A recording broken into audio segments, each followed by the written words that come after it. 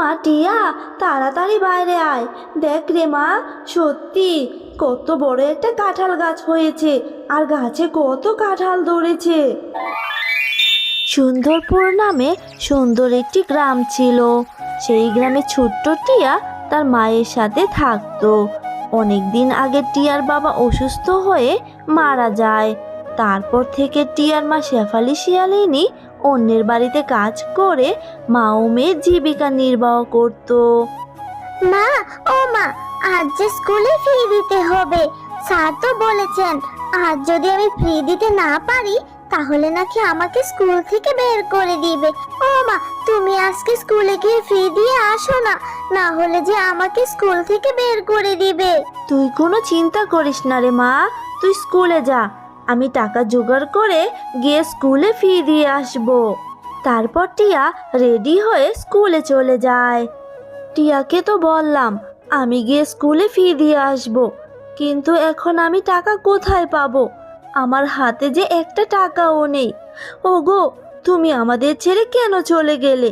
আজ যদি তুমি বেঁচে থাকতে তাহলে আমাদের মা মেয়েকে এত কষ্ট করে বেঁচে থাকতে হতো না। হে সৃষ্টিকর্তা, কেন তুমি আমার স্বামীকে এত তাড়াতাড়ি কেড়ে নিলে? কেন কেড়ে নিলে? এইসব কথা বলে শেফা শিয়ালিনী অনেক কান্নাকাটি করতে থাকে। তারপর শেফা শিয়ালিনী যেই বাড়িতে কাজ করত সেখানে চলে যায়। ম্যাডাম, আজ যদি আমার বেতনটা দিয়ে দিতেন তাহলে খুব ভালো হতো। আজ আমার মেয়ের স্কুলে ফি দিতে হবে। আজ যদি ফি জমা দিতে না পারি তাহলে যে আমার মেয়েটাকে স্কুল থেকে বের করে দিবে ম্যাডাম। কি বললি তুই শেফা? এখনো মাস শেষ হয়নি আর টাকা চাচ্ছিস? লজ্জা করে না তোর? যা গিয়ে কাজ কর, মাস শেষ হলে তারপরই টাকা পাবি, তার আগে একটা টাকাও নয়। দয়া করুন ম্যাডাম, একটু দয়া করুন না। মেয়েটাকে যে স্কুল থেকে বের করে দিবে, অনেক স্বপ্ন নিয়ে মেয়েটাকে স্কুলে ভর্তি করিয়েছিলাম। এখন ফি দিতে না পারলে যে আমার মেয়েটাকে বের করে দিবে। দয়া করুন না ম্যাডাম একটু। শেফা শিয়ালিনী অনেক কান্নাকাটি করার পরও তার ম্যাডাম তাকে কোনো টাকাই দিল না। তারপর শেফা শিয়ালিনী সব কাজ শেষ করে বাড়ি ফিরে আসে, আর বাড়ি ফিরে দেখে টিয়া বসে কান্না করছে। কি হয়েছে রে মা, তুই এইভাবে বসে কাঁদছিস কেন? বল আমাকে। মা, আমাকে যে স্কুল থেকে তাড়িয়ে দিয়েছে।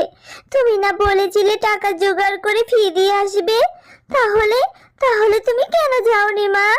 আমাকে যে স্কুল থেকে বের করে দিয়েছে, বলেছে টাকা দিতে না পারলে স্কুলে যাওয়ার কোনো দরকারই নেই।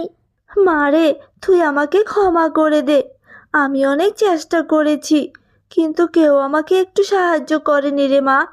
আজ তোর বাবা বেঁচে থাকলে তোর সাথে এমনটা হতো না রে মা। তুই কাঁদিস না মা, দেখিস আমি তোকে আবার স্কুলে ভর্তি করে দিব। এইভাবে বেশ কয়েকদিন কেটে যায়। কিছুদিন পর বাঘিনীর বাড়িতে হঠাৎ করেই সোনাদানা সব কিছু চুরি হয়ে যায়, আর বাঘিনী সেই দোষ শেফা শিয়ালিনীর উপর দেয়।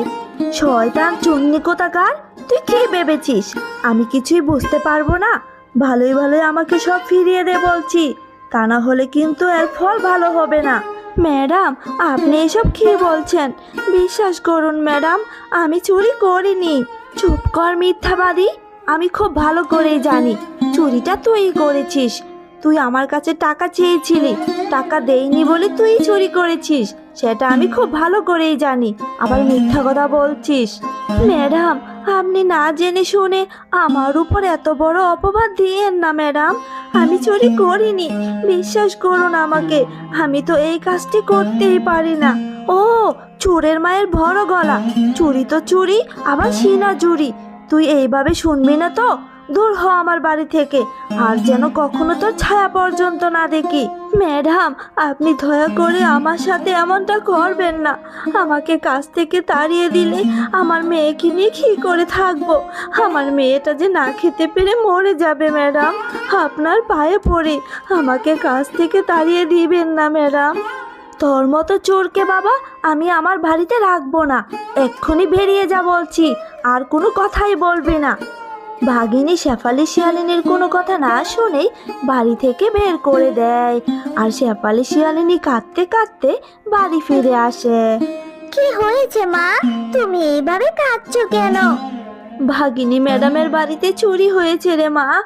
আর ম্যাডাম বলেছে আমি নাকি চুরি করেছি, তাই আমাকে মিথ্যা চুরির অপবাদ দিয়ে বাড়ি থেকে তাড়িয়ে দিয়েছে রে মা, তাড়িয়ে দিয়েছে।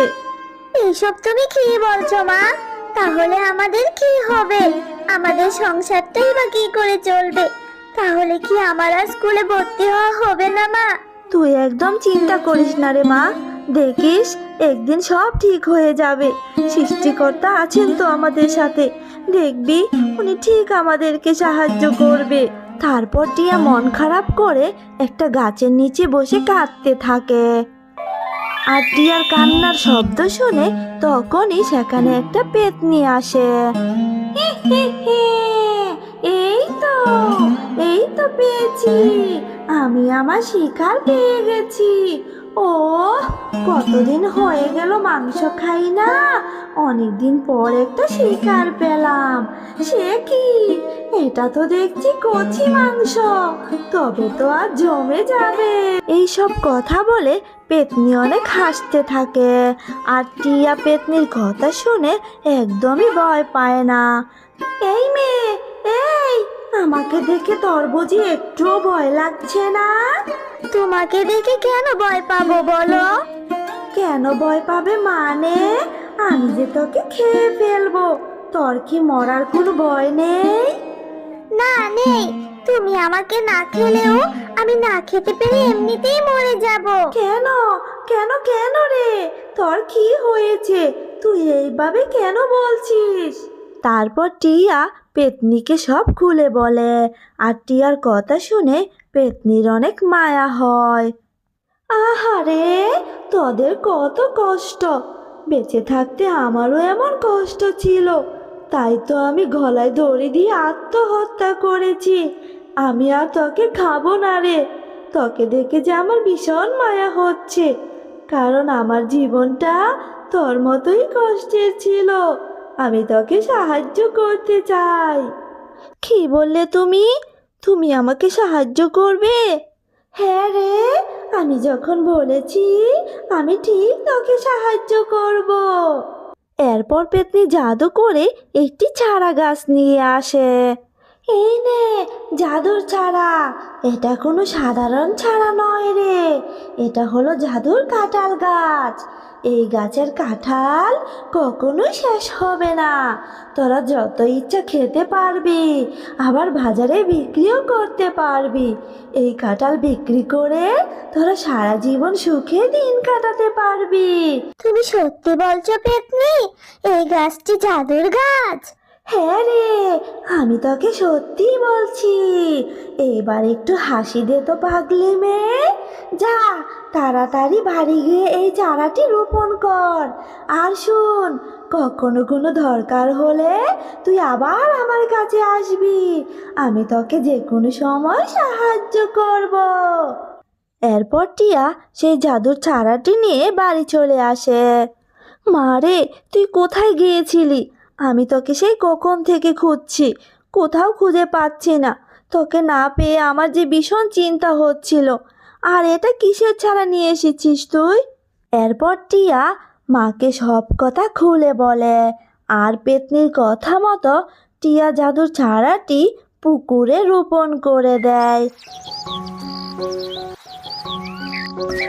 পরের দিন সকালবেলা শেফা শিয়ালিনী দেখতে পায় সত্যিই পুকুরে একটি কাঁঠাল গাছ হয়েছে, আর গাছে অনেক কাঁঠালও ধরেছে। মা টিয়া, তাড়াতাড়ি বাইরে আয়, দেখ রে মা, সত্যি কত বড় একটা কাঁঠাল গাছ হয়েছে, আর গাছে কত কাঁঠাল ধরেছে।